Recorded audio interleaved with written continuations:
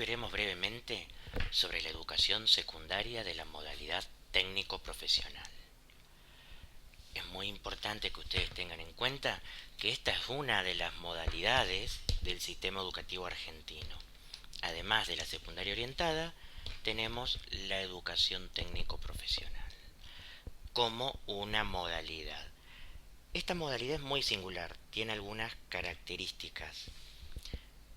Por empezar, la Ley de Educación Nacional, en su artículo 38, establece que la educación técnico-profesional se rige por las disposiciones de la Ley 26.058 del año 2005, que es la Ley de Educación Técnico-Profesional.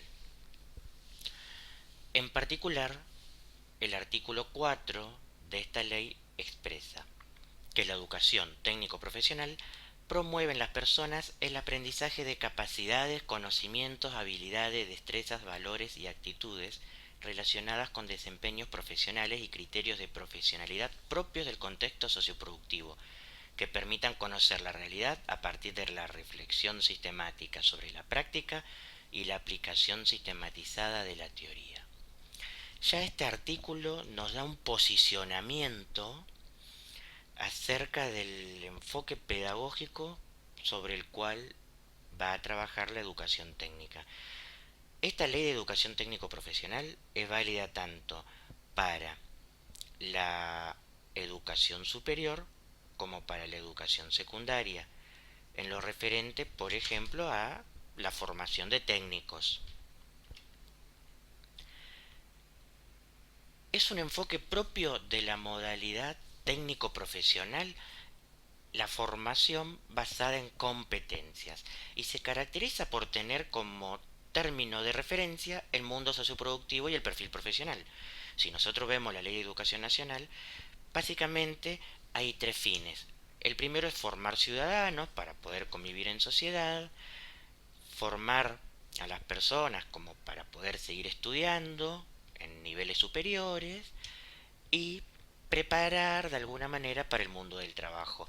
La modalidad de educación técnico profesional, aparte de cumplir con eso, refuerza la parte del mundo del trabajo mediante la formación de técnicos.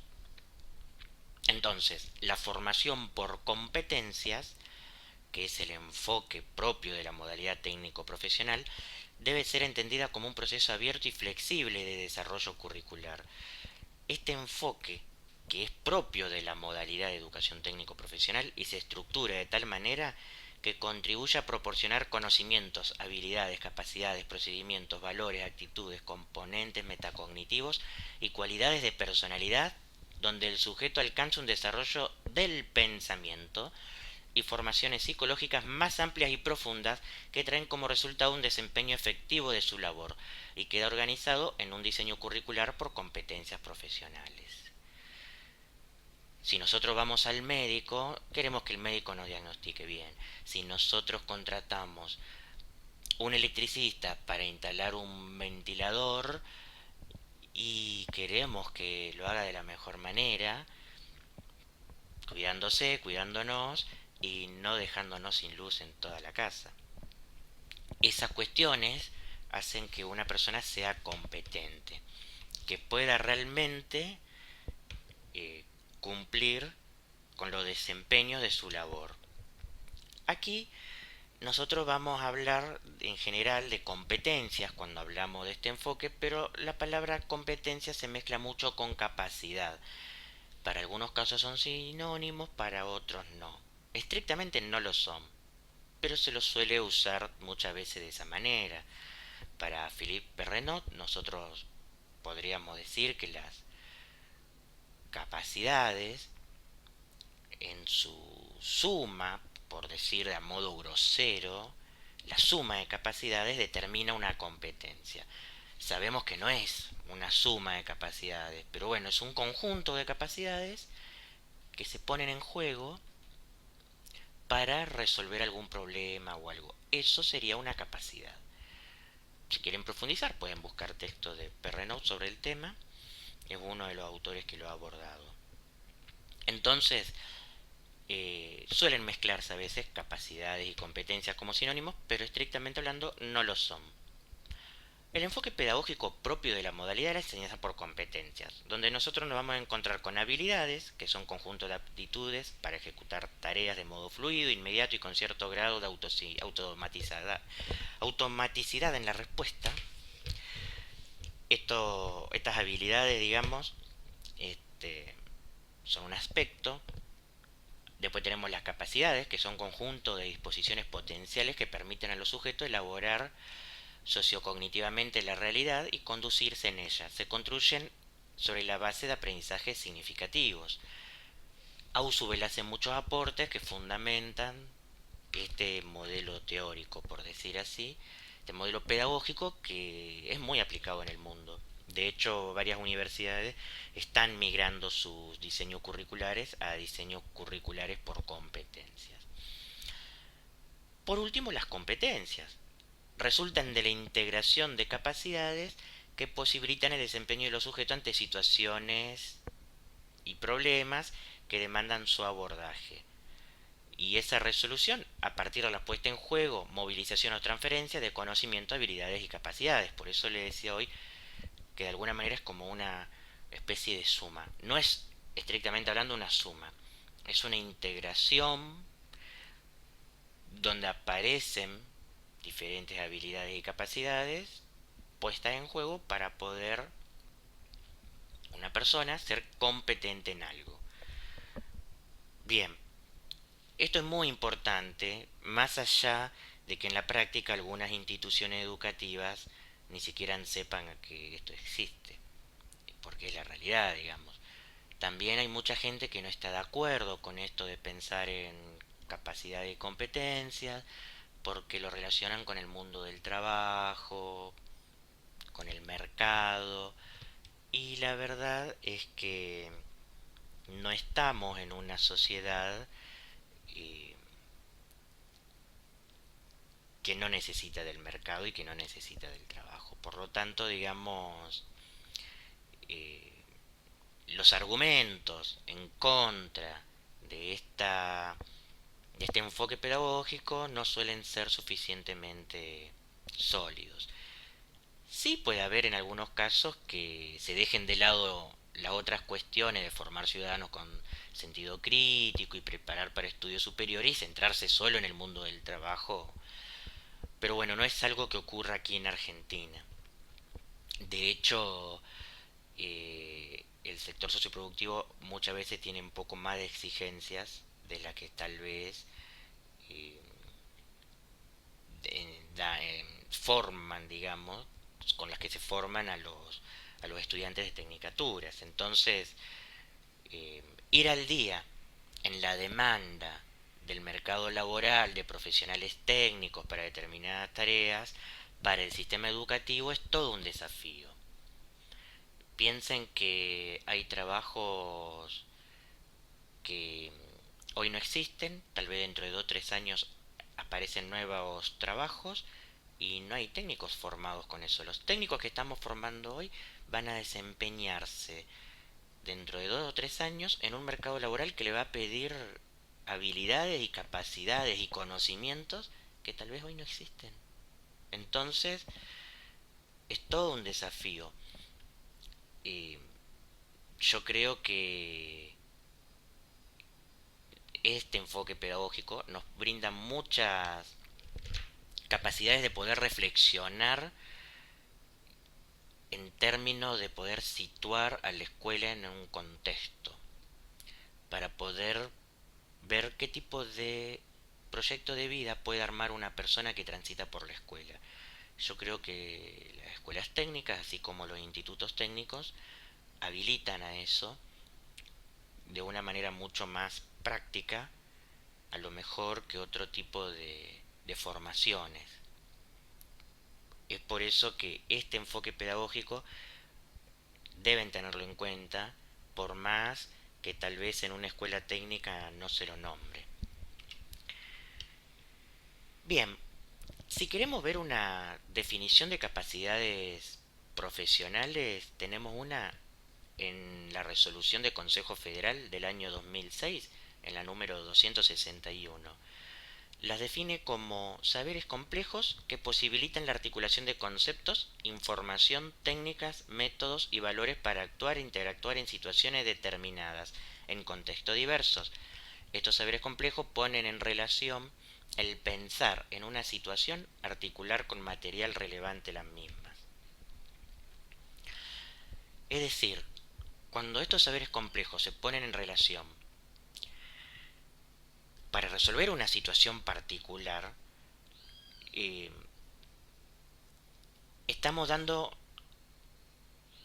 significado y sentido a lo que se está haciendo, que creo que es una de las fortalezas de la educación técnica, porque eso se materializa en la práctica. En la escuela es muy común decir, ¿para qué vemos serie de Fourier? En una escuela técnica que tiene electrónica ven serie de Fourier. Y en realidad sirve para sistemas de comunicaciones. Entonces el estudiante lo alcanza a ver. Ve serie de Fourier y después ve la aplicación. Hay una promesa cumplida, ¿no? Porque muchas veces se suele decir, esto lo vas a ver más adelante, esto, y no alcanza a ser así. Hay cuestiones que en la cotidianidad eh, uno resuelve problemas todos los días, pone en juego habilidades, destrezas y demás, y tal vez en la escuela los contenidos están muy alejados de esa realidad, no están suficientemente contextualizados.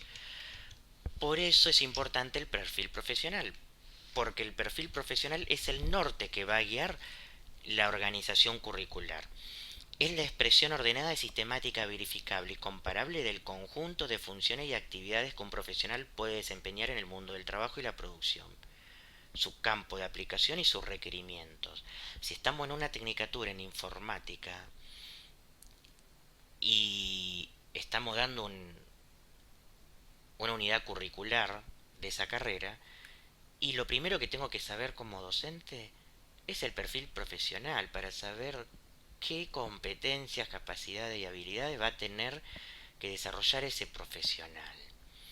Entonces yo tendré que pensar desde ese perfil profesional cómo trabajar los contenidos y cuáles son los contenidos pertinentes para poder desarrollar esas habilidades. Un maestro mayor de obra suele ser muchas veces el que tiene personal a su cargo y dirigir una obra. Este técnico en particular necesita poder trabajar con otras personas. Entonces, aparte de aprender el contenido, necesita desarrollar la habilidad de liderazgo, de trabajo en equipo, de escuchar al otro, etcétera. Bien, cuando nosotros pensamos los contenidos, debemos tener en cuenta el contenido en cuestión, las competencias o capacidades, según cómo lo organicen, y luego las evidencias. Esto tiene que ver con la evaluación. Es decir, yo propongo enseñar un contenido que está en el currículum, las capacidades que quiero desarrollar con ese contenido y cuáles van a ser las evidencias que voy a tener del aprendizaje de ese contenido y cómo se van desarrollando las capacidades. La evidencia es lo que a nosotros nos va a permitir poder evaluar, determinar si la persona que está aprendiendo realmente aprendió. Por eso es importante la articulación de saberes y tener en cuenta algunos procesos. Esto de saber hacer y saber estar, que por ahí algunos lo ven como saber ser, saber estar lo ponen como saber ser.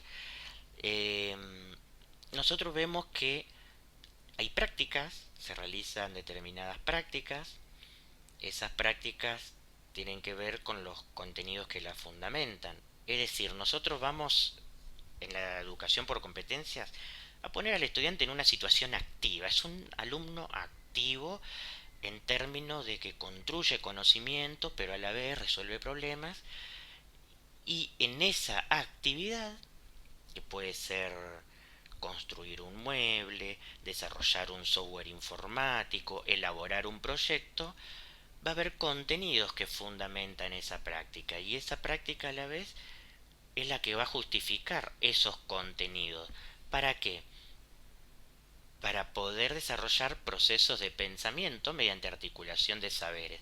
Y saberes complejos, porque no es que yo voy a estar solamente en la clase de matemática y listo. Seguramente va a haber que recurrir a otras cosas.